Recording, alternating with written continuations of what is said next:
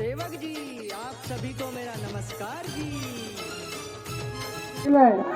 जेणेकरून हा माणूस ह्या बंधनामध्ये या भाषामध्ये टाकलं चक्रव्यूहाच्या मोह माया अहंकारामध्ये.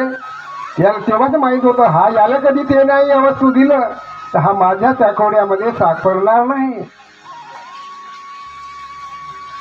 जेव्हा सापडेल तर हा दुःखाच्या आहारी जाहेल ना मग माझं नाव घेईल की भगवान माझी रक्षा कर, माझी आठवण करेल. देवा धाव, माझ्या संकटाला अनेक प्रकारच्या बाबी निर्माण करेल.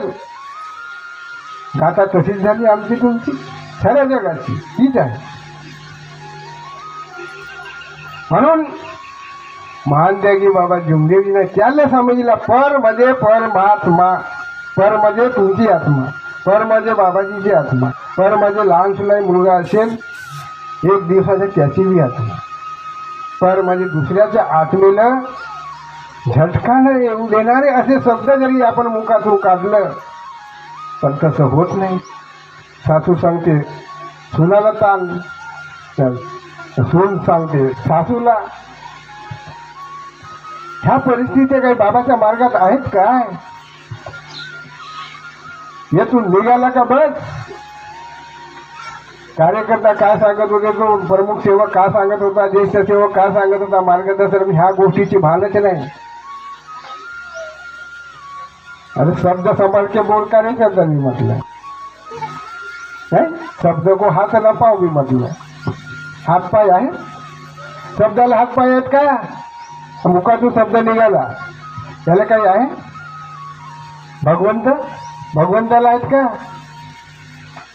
भगवंत दिसला का आम्हाला? एवढे दिवसाचे कार्य करतोय, भगवंत दिसला का? ना कसा म्हणतो भगवान मेरे पास में, भगवान माझ्या जवळ आहे. अरे भगवंत तर दिसलाच नाही. भगवंत दिसला का? मग भगवान माझ्या जवळ कसा म्हणतो? म्हणजे हे शब्द आले कुठून?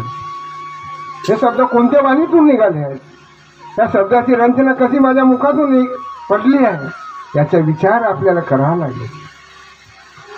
हे का सांगल तर सासू नाही, हे का सांगल तर सासू, ही का सांगल तर हा का सांगल तर सासरा, हा का सांगल तर वडील. पण मी एक दिवस वडील होईल ना, मी तर एक दिवस वडील होईल, मी तर एक दिवस सासू होईल. होणार की नाही? होणार ना. मग विचार करून बोललं पाहिजे की नाही? तत्व शब्द नियमाकडे लक्ष दिलं पाहिजे की नाही? कोण देईल? कोण देईल? बापाला सांगितलं चाललं वाकडं वाकडं, ते खांड बांधायची आहे तिचा फल्याना बांधीची, चालला हा गाडी धरून ते द्यायला, चालला हा गोरेगावकडे. ते खांड काय याले दिसत नाही, फुटूस नाही, पाणी चालला जाते. मग दुसऱ्या दिवशी ते फ्रांग बांधला होतास का? बांधावलं वेळच किती लागते याचाही विचार केला पाहिजे त्या मुलांना. झालं वावरात